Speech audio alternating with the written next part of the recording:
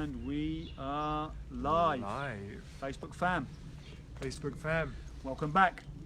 Live long and prosper. Absolutely. Back at the same space with Pete, my old mate Pete. Yeah, good old Darren here, talking about lots of interesting things before we came on camera. Yeah, we're going to try and replicate some of the conversations that we had in the living room before we came out here.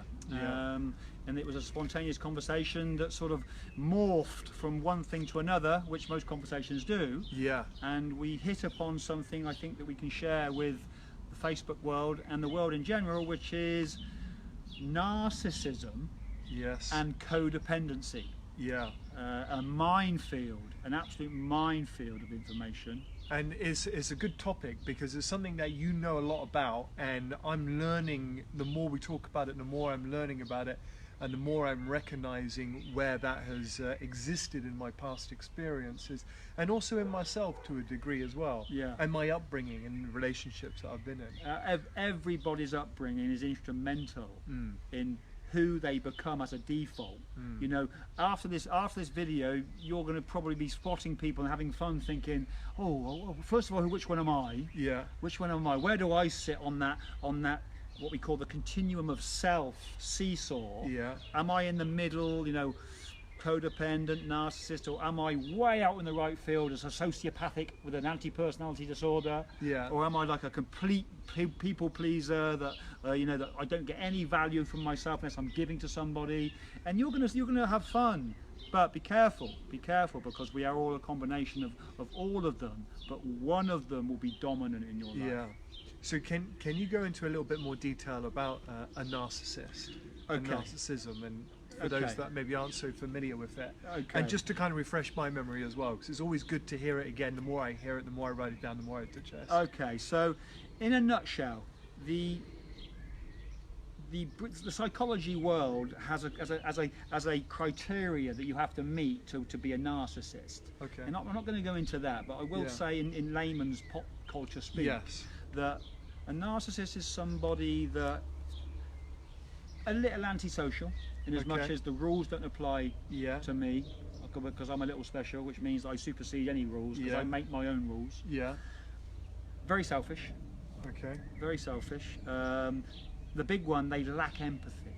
Lack empathy. Yes, they lack empathy and compassion, both, but more empathy. They can be compassionate, but they can't really sit inside the other person and feel their experience. So when they see somebody who's maybe hurt themselves or not feeling very well, they can't really relate to how that person feels? Totally. And the reason being, and this is really interesting, and in some ways rather sad, because growing up, and we talk about this a lot, and the reason we talk about this a lot is because it's so damn important. The first 7 years of life. Yeah, 0 to 7. 0 to 7 is the subconscious building blocks of your reality. And so the narcissist and the codependent have very, very similar experiences up to a certain age. And to backtrack a little bit, let's go back into our childhood when, let's say, I was 2 years old, when I began to make sense of the world around me. Okay, around 18 months to 2 years old, I began to make sense of the world around me. We are always feeling the energy between our caregivers and our siblings from the day we come out of the womb. But when we start to make real sense, around 18 months, that's when the ego becomes a bit more prominent. It becomes for the first time. For the first time. Yeah. And then it starts to grow from there. So the ego recognizes I, mine, myself, me. Okay, between 15 and 18 months, the ego starts to develop, and you start to create that separateness, that individuality, which you take with you for your whole life. Now, here's the thing: we crave the love and security to feel safe from our primary caregivers. You know, that's a given. That's a given. That's a given to the whole of humanity, and I would argue the whole of the natural world. We need that protective love and certainty and security from our primary caregivers. Now, what happens for the narcissist is that one parent primarily will be more unavailable to you than another. Okay, that may be through proximity, where they spend a lot of their time at work, or they work overseas, or emotionally, more importantly. A child can't process and decipher abandonment or rejection. So if your father or your mother didn't change you, didn't take you to bed to read you a story, didn't hug you, didn't tell you they loved you through verbal words, then if the other one did, you're going to start worrying, thinking, why doesn't my father, or the other way around, why does my mother do these things? What is it? What do I need to do? What do I need to do to get that type of attention that I need to feel safe? Wow, okay. And then as a result of identifying that there's an imbalance there, they go out and start acting slightly differently in order to be able to get that attention that they need from the other primary caregiver? Very much, yeah, very much. So what do we do?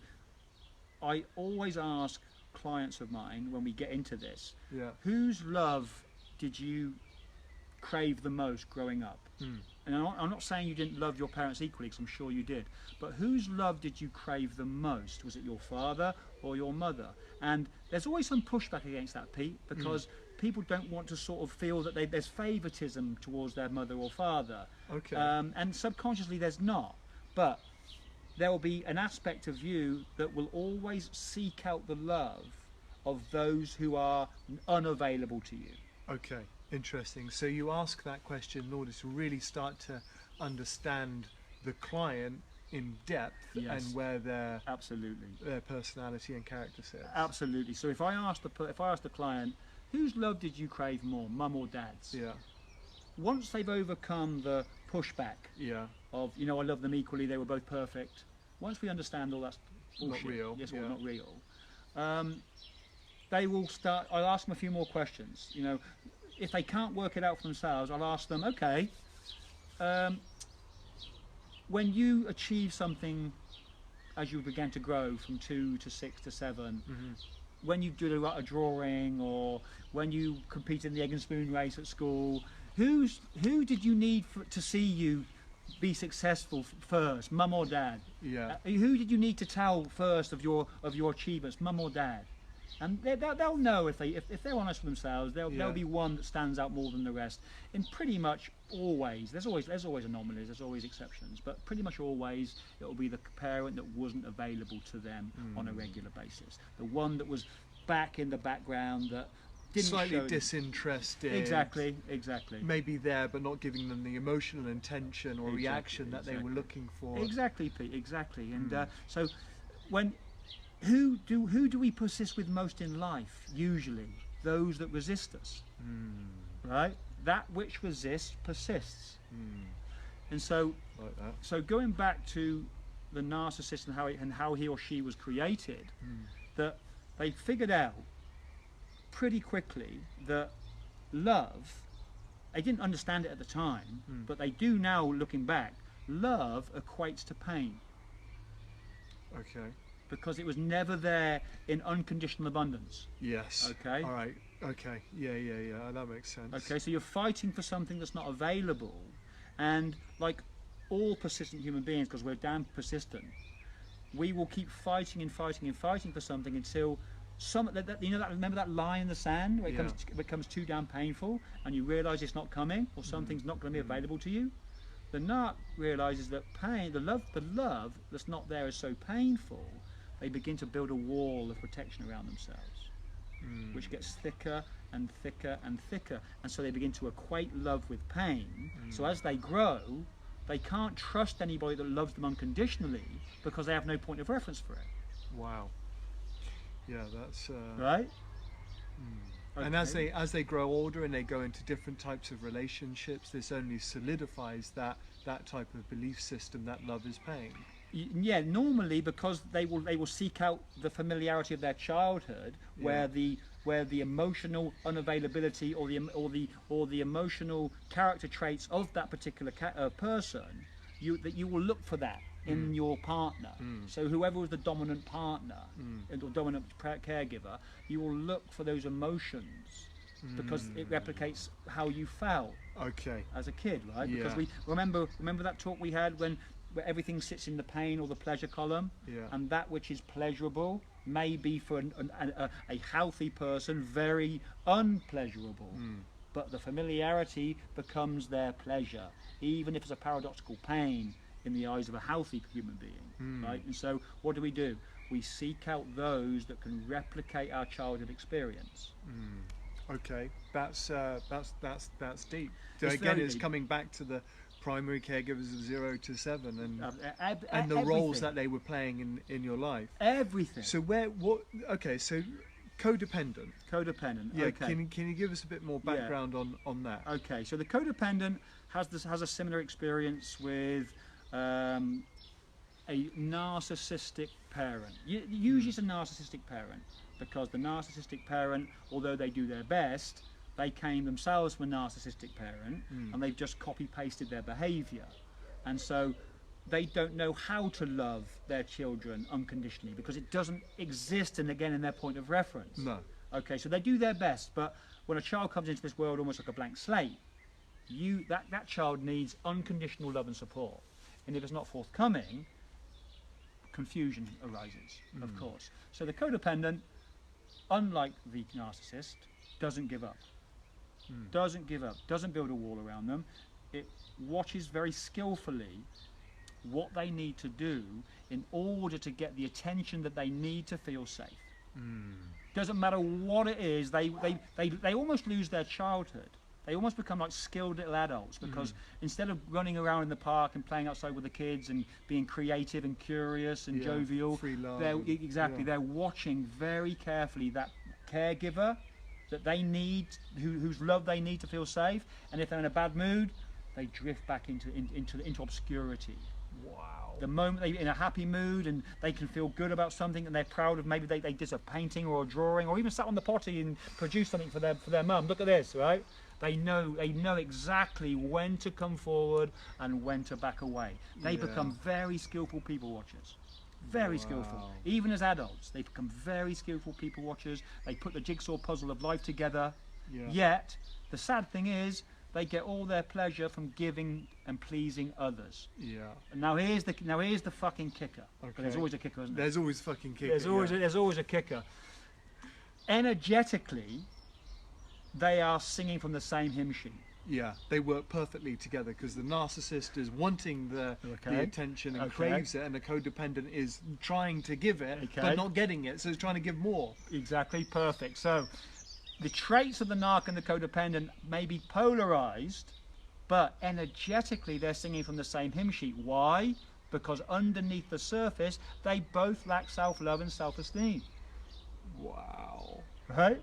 So the energetic footprint, the signature, is exactly the same. So the radio station in which you are tuning into, it's the same one for the narc, it's the same one for the codependent. Incredible. All right, that's interesting. Yeah. I would never have equated and put it together like that. No, so absolutely, Pete. It is incredible. That's on a very basic level, mind, right? Yeah. Because we're always moving in and out of relationships as we're growing and being curious, and we just look for things that will replicate our childhood experiences. And all our partners growing up, there will always be a reminder of the emotional environment of our family home. Always. That's a really good. So when you're working with clients, do you notice that you deal more with codependents or narcissists? Okay, that's a great question. A codependent has the ability to get better in therapy. Okay. They will work hard in therapy. They will get better in therapy. The narc will not go into therapy. Why? Because he thinks the world's his problem. You're my problem. You're my pain. You've created my problem. So that person thinks that the world is perfect for them, and they are the perfect person within the world. Exactly. And the problem is with the other people. Exactly. So they're very self-indulged. Very self-indulged, and they're self-entitled. They're entitled. And again, it's just a protective mechanism. It's a big facade. It doesn't exist. But they need to present themselves to the world in such a way where the fragility of that character is hidden behind a host of archetypes. Yes. Right? Yeah. Whereas the codependent is more the heart on the sleeve. I'll cry, you know, you can see that I'm distressed, you can see that I'm suffering, I'm Yeah. heartbroken. The narc will not show that because he feels that, or she feels that the weakness to be displayed like that will come back and bite them. Yeah. Right? Wow. Okay. So that's quite interesting when you're looking at different types of relationships, because you do a lot of kind of couple coaching as well, right? Yeah, yeah. Do you notice this a lot when you're working with couples and you see those different character traits, the narc and the codependent? Yeah, you know, we all speak a different love language. Yeah. Every couple, every single human being has his own love language or her own love language. And if you don't speak your partner's love language, you may as well be speaking a foreign language that she doesn't understand or he doesn't understand. Yeah. You know, there's 5 love languages, and we all resonate towards one or two more than the others. And if you don't speak her language, you may as well be speaking Chinese and she's speaking Russian. It literally is as polarized as that. Wow. So that's something when I work with couples, I get into the whole, are you meeting your partner's needs in a healthy way, and vice versa, by understanding what drives your partner psychologically and the love languages that they speak. Okay, love languages. I like that. And when you say love languages, what are you kind of referring to there? Okay, so let's break it down a little bit into categories. Love languages. Let's break it down into some categories. So the first love language, let's call it quality time. Okay, I like that. Yeah. Second love language, let's call it words of positive affirmation. Okay, words of positive affirmation. Okay. Okay, so this is towards the partner. Well, okay. Or towards myself. Okay. Or... Well, these are the categories first. Now, the third, physical touch. Okay. Yeah, that's very important. Yeah. The fourth one, the giving and receiving of gifts. Okay. Yeah. Now I'm trying to think of the other one. Oh, physical touch. Physical touch. Yeah, you said physical touch. Yeah. Okay, so there are 5. I think that's 4. That's 4. Yeah. Okay, the other one will come to me in the conversation. Now, the way to decipher what language you speak is to understand what it is about your partner that pleases you so much. What about it is that my partner? Okay. What does your partner do for you on a daily basis that pleases you so much? Yeah. Let me give you an example of my marriage and my relationship. My wife's amazing in many aspects, but she does something particularly very good, which is to take care of stuff that, if I'm not available, or it's not in my skill set, or maybe she can run around and do something for me while it frees up my time to be more productive. That's called an act of service. Act of service. Is that another one? Is that the 5th one? Is it not there? Act of service? Act of service. Okay. So act of service is my primary love language. Okay, is your primary one? My primary love language. Okay. Now, secondly. Oh, this is good, man. Maybe I can work out my love language. So secondly, if I was to now be the guinea pig in this experiment, my second love language would be of those. It would sit between quality time and words of positive affirmation. I would go for words of positive affirmation. Now, what does that mean to the layman again? Yeah. That means that I want my partner to be positive. I want my partner to be complimentary about the world. Yes. Okay. I find it's interesting you say that. I find that very important. For me so as well. Okay, that'll be your love language. Yeah, that is. that'll be your primary love language, right?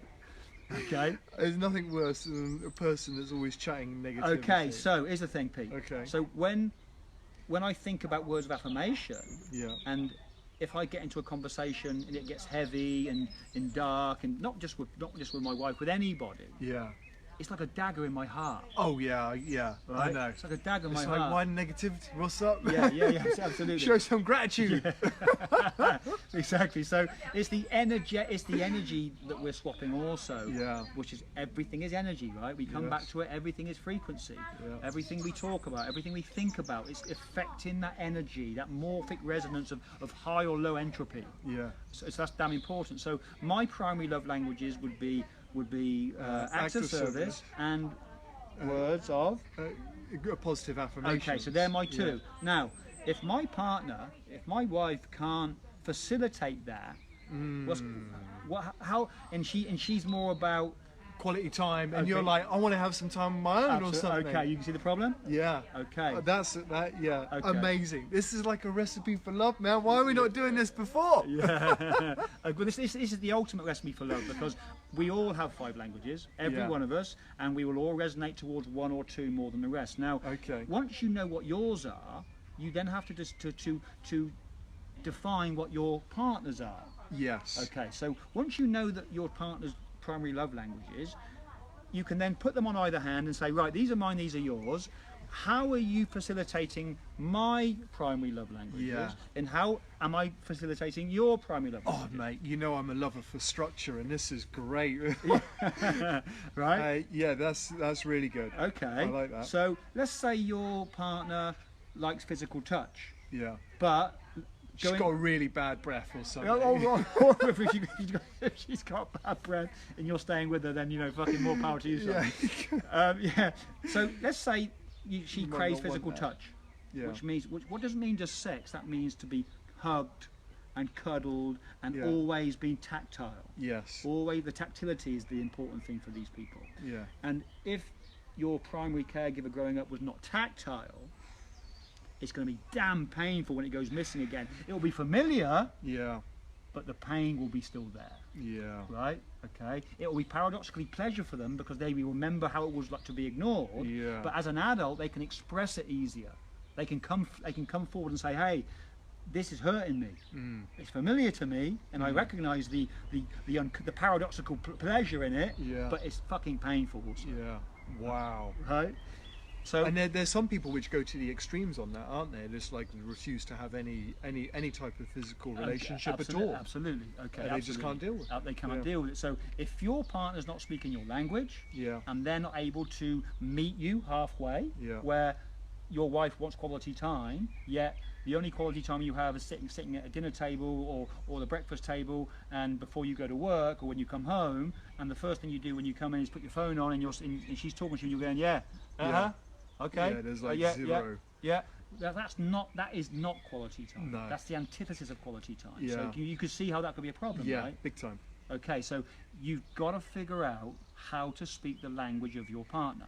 Okay. All right. So let's just go through those one more time. There's 5 love languages, and quality of time, words of positive affirmations, physical touch, a giver and receiver. Like, what can you go into that in a bit Yeah, more okay, detail? so- And that act of service was the 5th one. Okay, so the giving and receiving of gifts. Hmm. Some people like to show their love by bringing their partner or their spouse a little gift home now and again. Yeah. A card with some meaningful words. Yes. A message, a spontaneous message during the day. I love you very much. Blah blah blah. Yeah. All that sort of thing. But it's Showing thoughtfulness. and thoughtfulness, things. exactly. But it's usually in the form of a gift. So Okay. there are people out there, no disrespect to you, if you love Louis Vuitton bags and shoes, yeah, yeah. exactly, and with Jimmy the Choos red soles, and Yeah. you'd love your expensive clutch bags. More power to you, and more power to your husband if he's buying you one. But it's those sort of gestures that are really important to those type of people. So if for instance, I don't care about Christmas Day or birthdays or Easter Day or Father's Day or Mother's Day, there's more days that you can shake a fucking stick at. Yeah. Right? 365 of them. Exactly, right? And so I don't care so much for those types of days. But if my partner does, and then I don't try to meet her halfway, Yes. I'm going to be in the doghouse. Yeah. Or wow. my dinner's going to be in the dog. Yeah. One of the Or two. you might be the dinner Oh, for yeah. the dog. Yeah. Right? Okay, so that's good. So you touched on that one, and then the act of service. That one we didn't touch on too much. That was That was your primary That's one. my primary one, where, for instance, the house is always kept spick and span. Yeah. Right?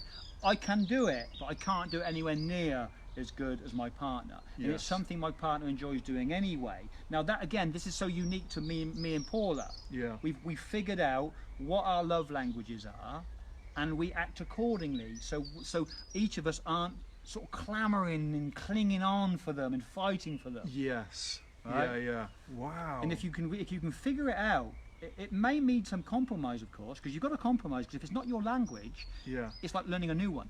Yeah. And learning any new language takes 10,000 hours. to be a pro, to be an expert. Wow, this is fantastic stuff. And out of these 5 different love languages, would a narcissist and a codependent, would they would they sit more in one of those languages than the other? Do you think? Yes, that's a great question, Pete. Actually, I'm thinking that a narcissist may be more about the kind of the giving and receiving. Yes, because that would make sense. And also the kind of the act of service. But I guess they can all kind of fall within. Well, the narc needs your quality time because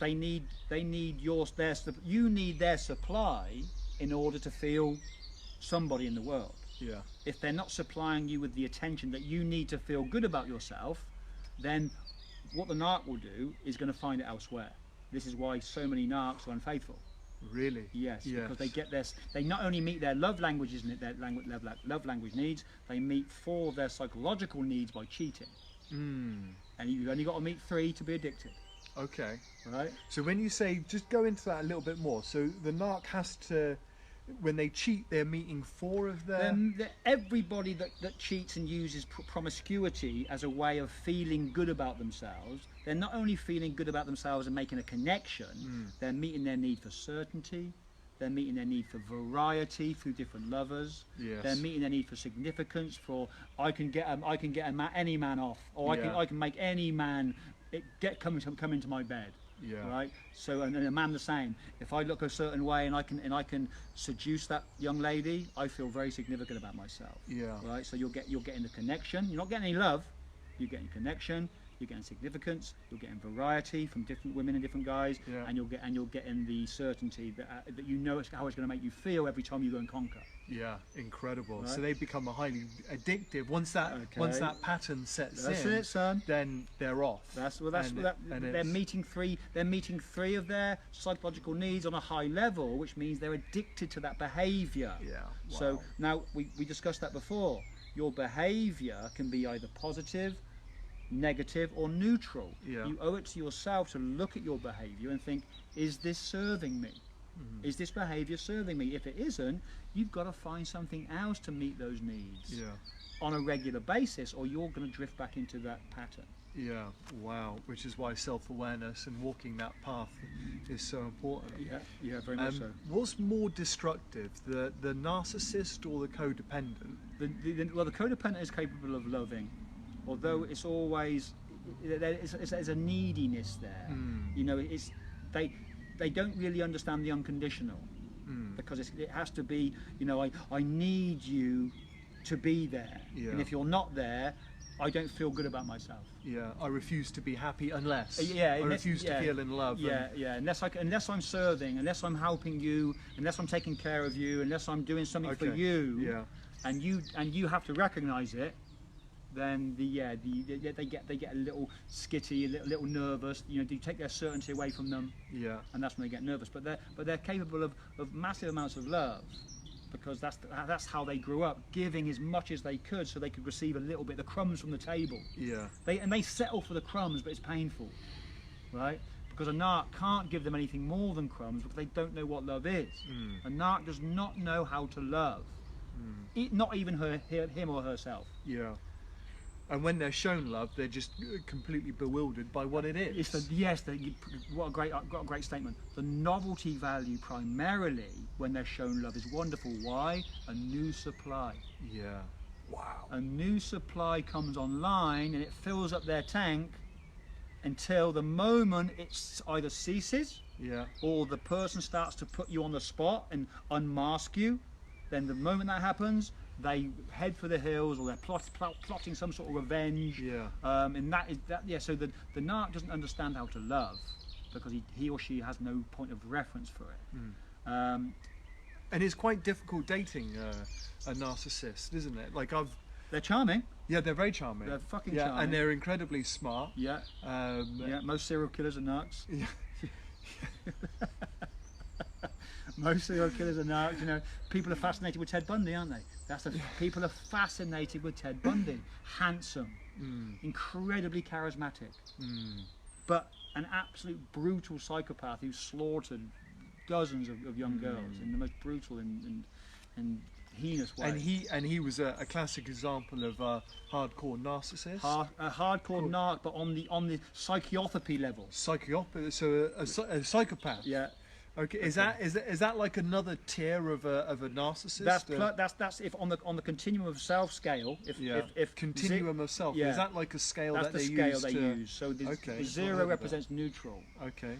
Anything from +1 to 5. Yeah. You get your codependence. Okay. And then also which I haven't discussed, which is another fucking barrel of monkeys. Yeah. Are the borderlines. Okay. Ooh. Yeah. All right. They usually sit on the far end of the codependency. Okay, won't get into borderlines today. Yeah. And then +1 to +5, you've got your narcissists. Maybe 1, 2, and 3. 1 and 2 is your garden variety selfish person that sits there more than the other. They can swap over, but more often than not, they're about themselves and they live for themselves and their rules and their way. Yes. But they are able to swap over and become a giver and a people pleaser. Okay. But they have to work at it. Is this kind of continuum of what's it called? Continuum of self. Continuum of self. Yeah. Is this something like you can do as a self-assessment, or do you need to be guided through a psychologist? Or yeah, yeah. This phrase was coined by an author called Ross Rosenbaum. Rosenbaum, and he wrote the book The Human Magnet Syndrome. And he discusses this at great length. Okay. In the book, in the subtitle was "Why We Love Those Who Choose to Hurt Us." Okay, yeah. That's the subtitle. The Human Magnet Syndrome: Why We Love Those Who Choose to Hurt Us, or why we choose to love those who hurt us. And it's true, because we're trying to replicate the old pattern and bring people back into our lives, or we'll familiarise ourselves with our past and our painful childhood, right? We do that unconsciously. If I told you that you were looking for a woman to break your heart and to give you a hard time and to cheat on you, you'd never consciously do it. You'd be like, what are you talking about? Yeah, you think I was a fucking sadist, right? Yeah. But that's what we're doing. We're being drawn energetically to that which is running in our subconscious programming. Wow. Okay. So to answer your question, the narc will be more destructive, far more destructive, and break far more hearts. But the codependent has attracted them into their life for that reason, because you can only get better by facing what's not working, right? Yeah. You know, that's how we go through this shit, by dating enough of them to realize, hey, this is so fucking painful. Yes. This is my tequila moment. Yeah, I've had a few of these tequila moments as well. Okay. Here's my tequila moment. And I can't take another day of this fucking woman or man treating me this way, right? Because everybody's got a pain level, Pete. Regardless of your childhood, there's a pain level that's so fucking intense. That is the moment you say, I'm done. I'm done. And then from there, you sort of evolve up that ladder of vertical consciousness, and then you begin to meet people on that level that will treat you according to how you value yourself. Incredible. Right? Because if you don't value your time, don't expect anybody else to. Yeah. Right? Yeah, which is beautiful, and comes on to other talks that we've had, other podcasts which we've done, which Absolutely. Is all about raising your standards. Raising your standards. It all comes back to you raising your standards. It comes back to your emotions, which are driven by your thinking process. Yeah. So I'm starting to see that there's a kind of a pattern in all of these different types of videos, and they're all starting to kind of come together. And there's probably maybe about 7 or so different core aspects of self-awareness and psychology that is beneficial if you go out there and learn, and that can help you in your relationships and raising your standards and walking that path of change and adopting a new life. Yep, yeah, I totally agree.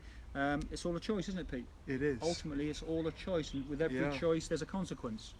Yeah. You've just got to own that consequence, including the toxic relationships that you choose to engage in, because every relationship you have is potentially your best lesson.